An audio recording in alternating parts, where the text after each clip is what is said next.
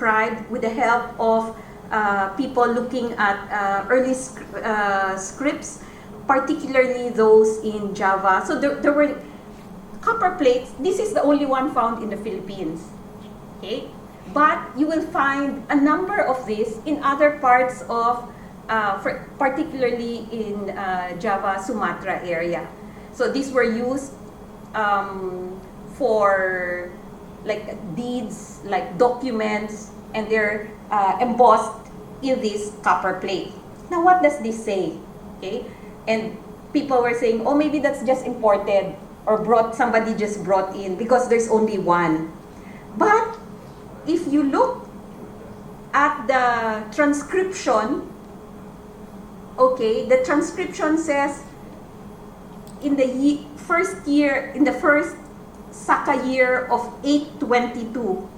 Okay, Saka year 822, that refers to, and if you look at Indonesian history, it refers to a ruler, Balitung, at that area, and they refer in documents to the Saka year. So we know particularly the month, the day of when this was written. Now, so it's written in early Kawi, and what does it say? It's really just saying that here, in this document, I am saying that this person is acquitted of his utang. Okay, of his debt. So proof, wala na. I don't have any debt. Utang, no more. So I'm being cleared of all this. But how do we know that this is a Philippine document and not something from Java?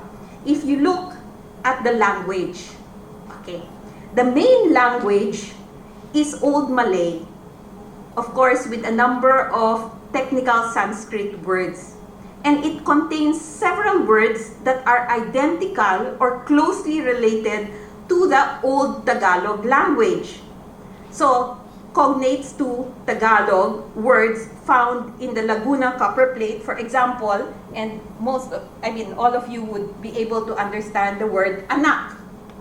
So, anak is there, or dayang, a noble woman, hadapan, utang, of course, lapas. Is that also Malay when I'm acquitted of my debt? Lapas.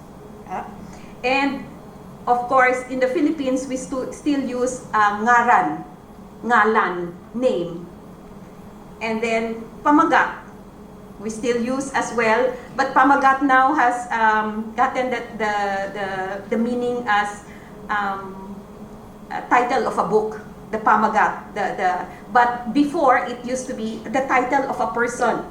Okay, so pam, agat, gat. And up to now, in Philippine family names, for example, you have words like Gatdula, Gatmaitan. So Gat being like a chief, a title. And of course, Tuan, Tuan, honorable person. So several of these words are shared also by Old Javanese and Old Malay languages, as well as other linguistic families. But interesting also are the personal names. Okay, so here, personal names like Buka, or we know that it's a personal name because it has the personal marker C. C Buka. This is Buka.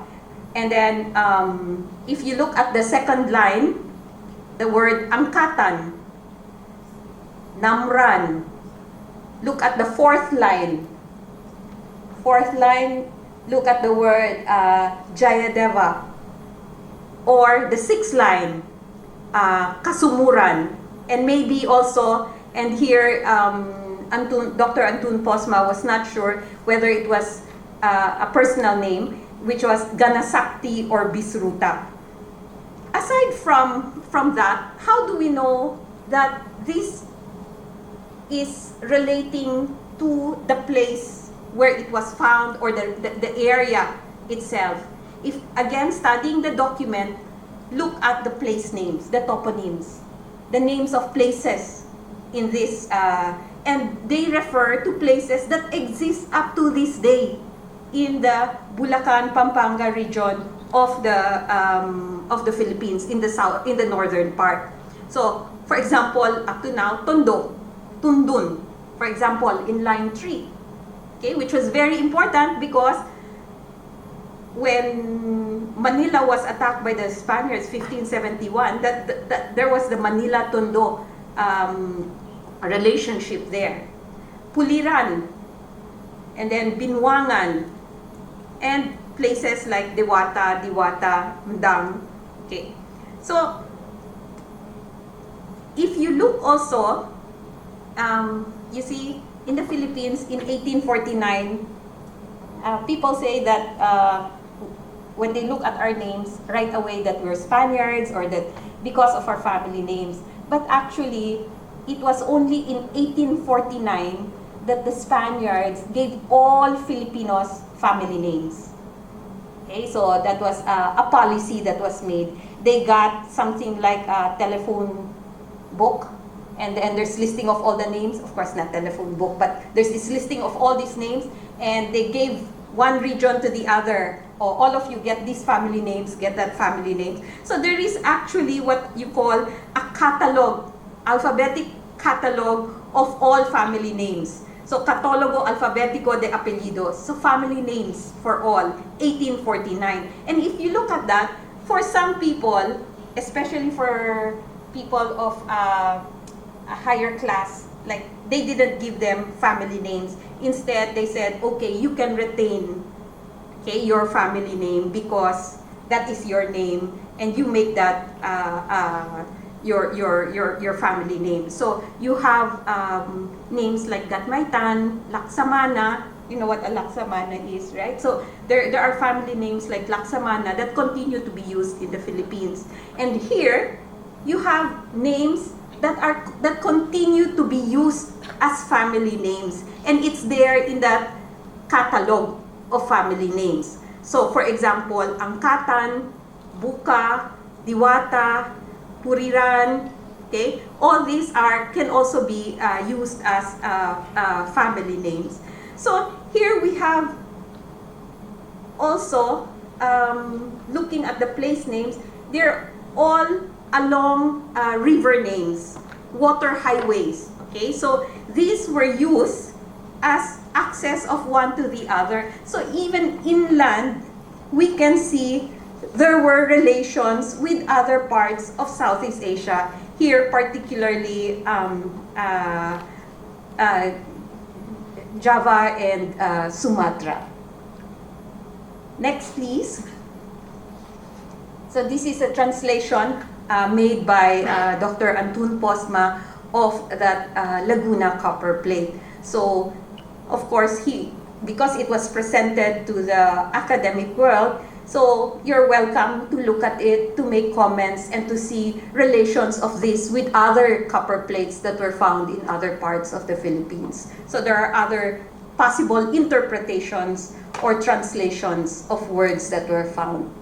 Okay, next please. So the inscriptions that were used, and there were studies made, for example, by Jeff Wade, that looks at relations of early Philippine scripts with those of Champa. Next slide, please. Now we go to another part. Sorry, it's like riding a boat. I'm bringing you from one island to the other and looking at all the artifacts in the different islands. Now we go to Cebu. Okay. Cebu, of course, there are so many archaeological digs that were done, but we have very visual narratives, particularly because of Pigafetta, the chronicler of Magellan, who reached Cebu. Okay, if you look at Cebu, Mactan, okay, when Magellan arrived, so Magellan actually was in Malacca in 1519, right? And then in 1521, he was 1521, not 1520, 1511, okay, he was part of the attack on Malacca and with the Portuguese, because he's Portuguese. And while there, he got a slave, and we know about this slave because in his will later on he says he gives the name Enrique de Malacca. Okay, so this is a slave that he has taken from Malacca and brought, so 1511, brought with him to other parts, like he went to India, then from India he went back to Portugal, and when he was telling Manuel I, the king, I want to go back to Southeast Asia, but I'm going to look for you a new route. And for the king, why will I have to look for a new way of going to the Spice Islands when I already have the way? Okay, so he went then to the king of Spain, and there the king of Spain granted him, okay, all, and he proceeded, and with him he brought, one of the people he brought with him was Enrique de Malacca, and it is there in Pigafetta's writing. And so when they went around and they landed in Cebu, in their relations with the Raja then, Raja Humabon, he was understood. And aside from that, there was a person there from either Siam or Champa, okay, who was doing trade. And he was saying, oh, you know, these people, you better treat them well because, you know, I know of them. But language spoken, the Raja then of Cebu knew many languages. So here, Bahasa Melayu was already being spoken in different parts, actually, of the Philippines. So this was Enrique de Malacca. So Filipinos claim him, but so they say, oh, it's a Filipino who went around the world. And then the people from Malacca, of course, say, no, that's why, precisely, Enrique de Malacca. So he's from Malacca. So, but we know him as the fictional character Panglima Awang, right? But that's a fictional character. This one is one under Magellan. And of course, Indonesia also claims him and says, you know, after Magellan was killed, no, he went further and actually he came to Indonesia. Here we have all these Southeast Asianists claiming Enrique de Malacca. And that is the point exactly of Southeast Asia and Southeast Asian waters. There are no borders, no? You belong to everyone. And even Malacca, going back, we have here Dr. Gerald Go from who was with me in Malacca and going through all these sites as well and talking about Malacca's history.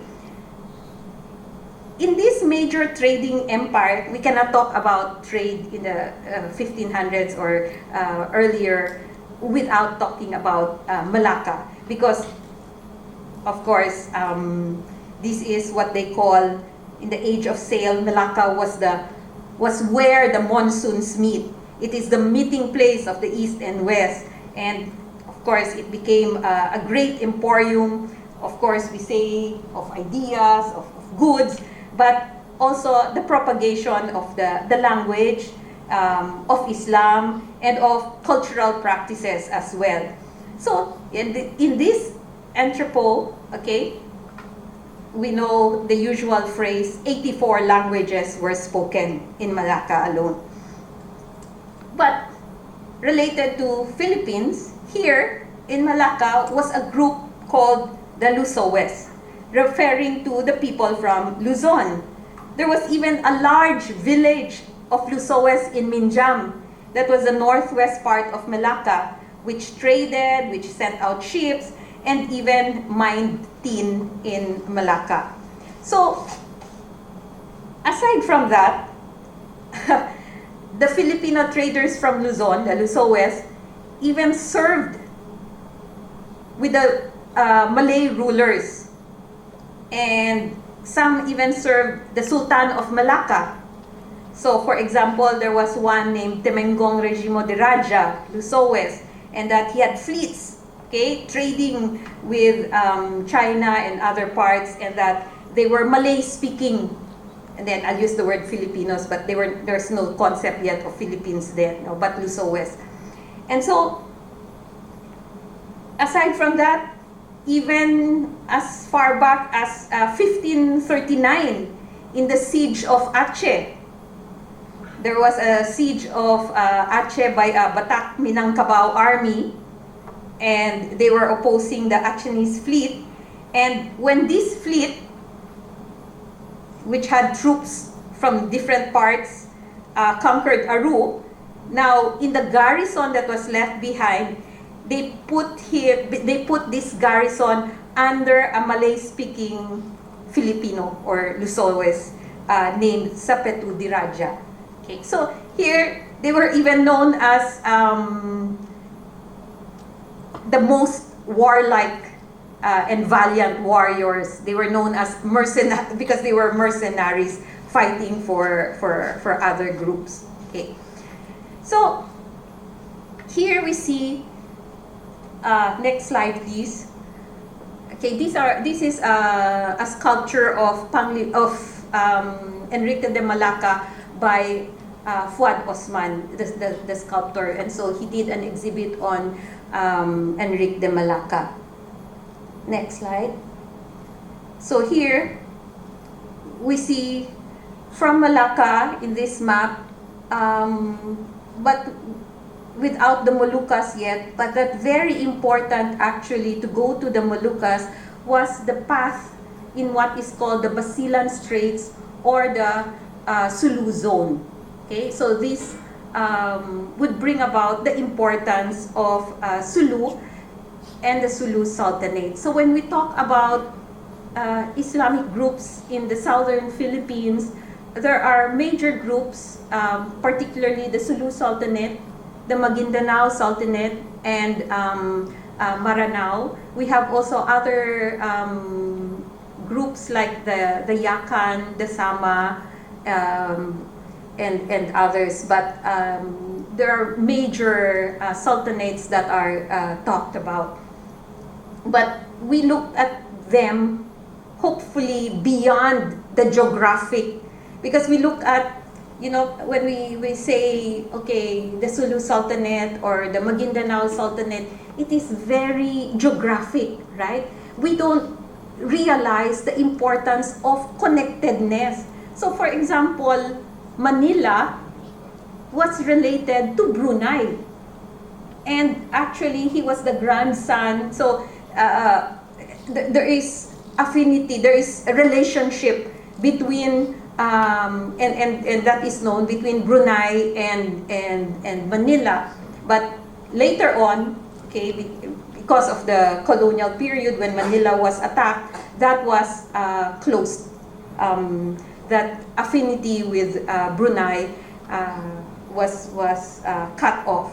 Next slide, please. So now we go to the Sulu Zone. When we go to the Sulu Zone,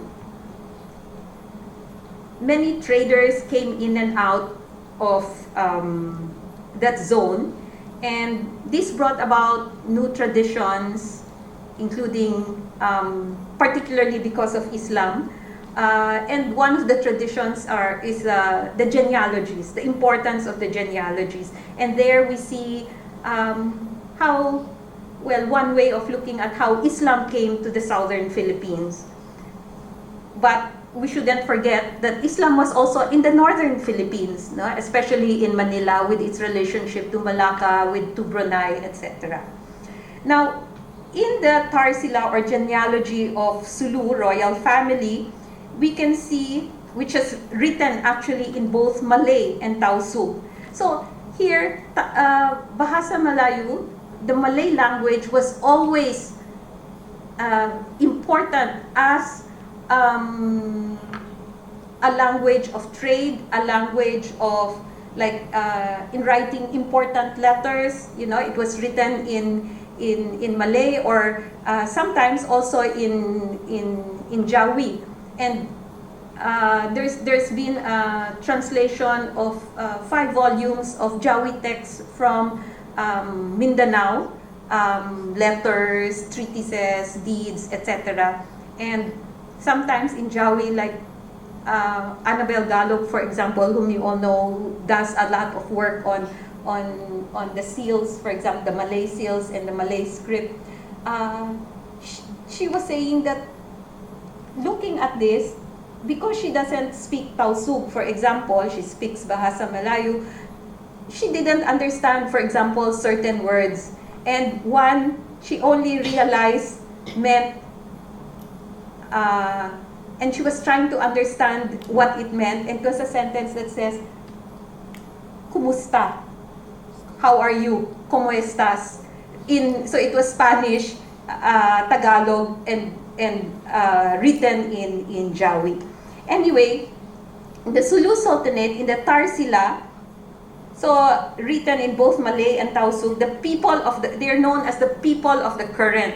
And the Tausug royalty claims that they are descended from Raja Baginda, okay, of Minangkabau, Sumatra. And that the daughter later married Syed Abu Bakar from Palembang, Sumatra. This I'm reading out because very important is the genealogy. And then Syed Abu Bakar, the first Sultan of Sulu, taking later the name Sultan Shariful Hashim. So here we see Sulu archipelago and the importance and its rise, particularly because of Islam and its networking, okay, and as well as its role in terms of geography. But not too many people know that even as early as 1417, next slide please.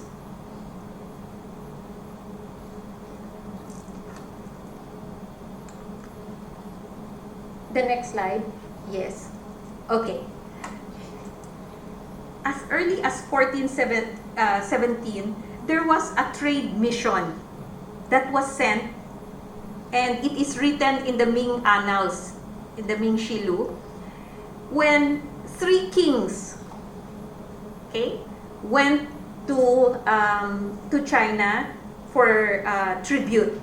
So here, you're talking about not only a delegation of 5 or 10 people, you're talking about 340 people coming to the courts of China.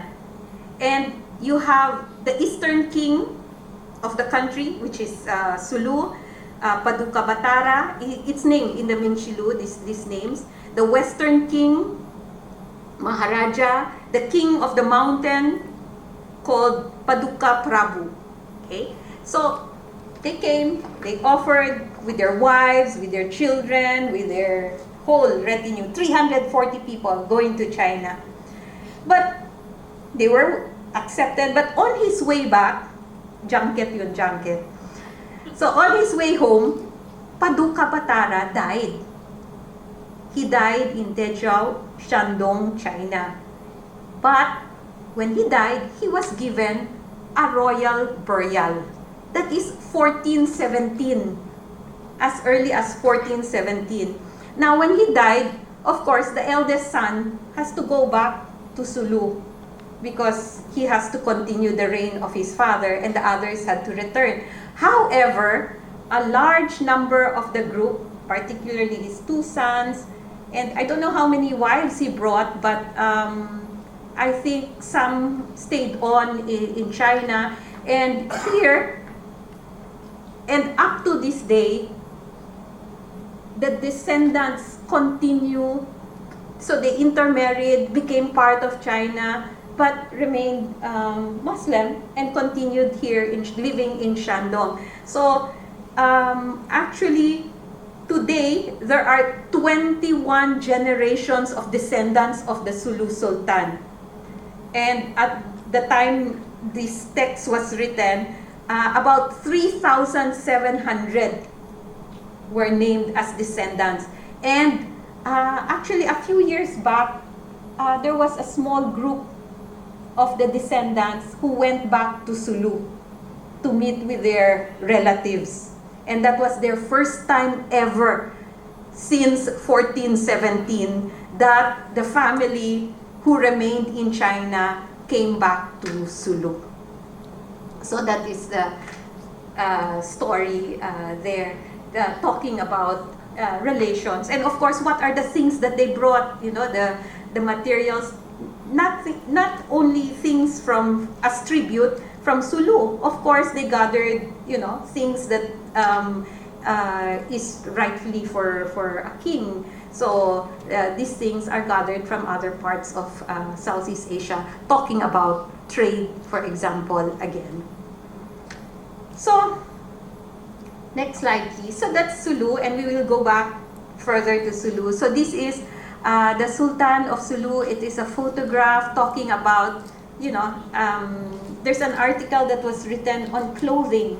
Here I don't talk about textiles, but important, of course, in terms of trade were textiles. And in the exhibit you will see later, textiles were very important as means of trade. And there were particular designs that they wanted. And there was a time even when, it depends, if you don't like the design, even if you do a lot, it won't sell. And so there are stories about things like that, but mostly the bales of cloth, of textiles coming from the Coromandel coast, from the Malabar coast, and trade coming in. And so you will see sign of stature was also cloth and textiles, and of course how one dressed oneself. So next slide, please. I talk about Sulu Sultanate and the rise of the Sulu Sultanate. This you can read in Jim Warren's book. And the rise will come later, 1700s, 1800s. And this was because of the coming in, of course, of the British, where there was a demand. So this was the time when tea became important.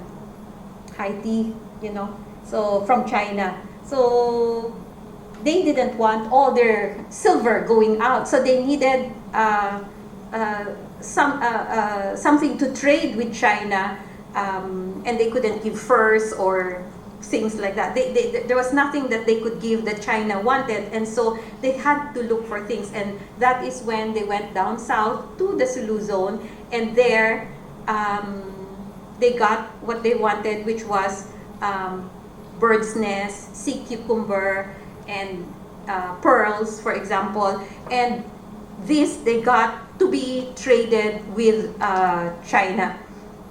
But for the Sulu Sultanate to have this, so there's a whole story. You needed manpower, and manpower, you needed slaves. And so the intensity of slave raiding in the 18th and 19th century was actually due to the rise of global trade as well. And in exchange for this, sea cucumber, tripang, bird's nest, the British gave opium, okay, that's one, but more importantly, gunpowder and guns. And they also knew that the British really, the British knew that there was importance given also to the swords, diba? The kris and the kampilan. And so they manufactured. So I don't know which ones. I haven't seen samples of the kampilan or the kris manufactured in England and brought to Sulu. But there was that aspect as well. So because of that, you have the rise of raiding as well, not only in different parts of the Philippines.